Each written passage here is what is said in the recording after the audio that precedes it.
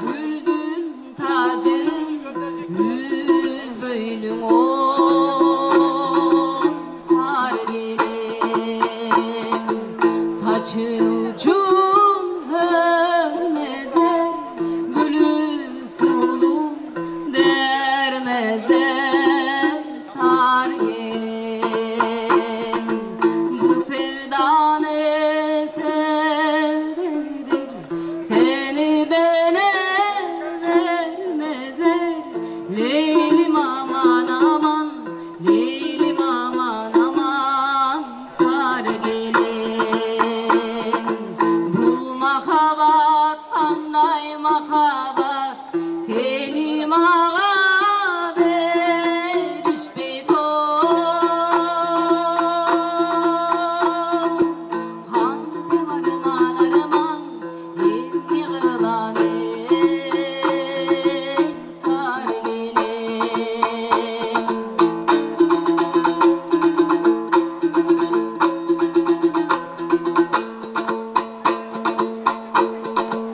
buğdayranın uzunu oy çaban kaytar kozunun ey kozunu buğdayranın uzunu ey çaban kaytar kozunu oy kozunu men bir görürgün bolottur aşığımdın oy yüzün bir kantem arman arman endi kılan sarı gelin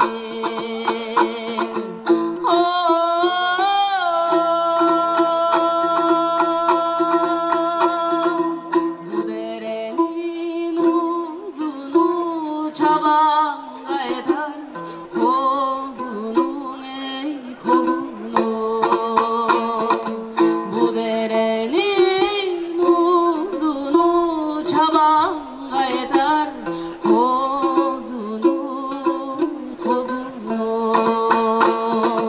ne ola bir gün göreydim nazlı yarın yüzünü Leylim aman aman Leylim aman aman sarı gelin Leylim aman aman Leylim aman aman sarı gelin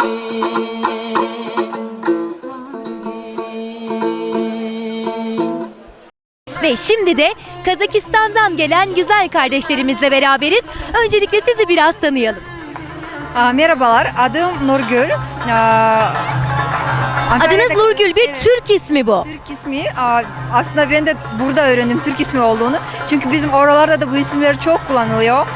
Mesela Nurgül var, benim kuzenlerim Nazgül var, Aygül var, Cazgül var. Yani Türkçesi Yazgül oluyor vesaire. Yani güller çok bizim oralarda. Güller çok, siz de güller gibi güzelsiniz. O yüzden gülleriniz çok. Siz de öylesiniz. Çok teşekkür ediyorum. Eğlendiniz mi? Nasıl buldunuz şölenimizi? Çok güzeldi.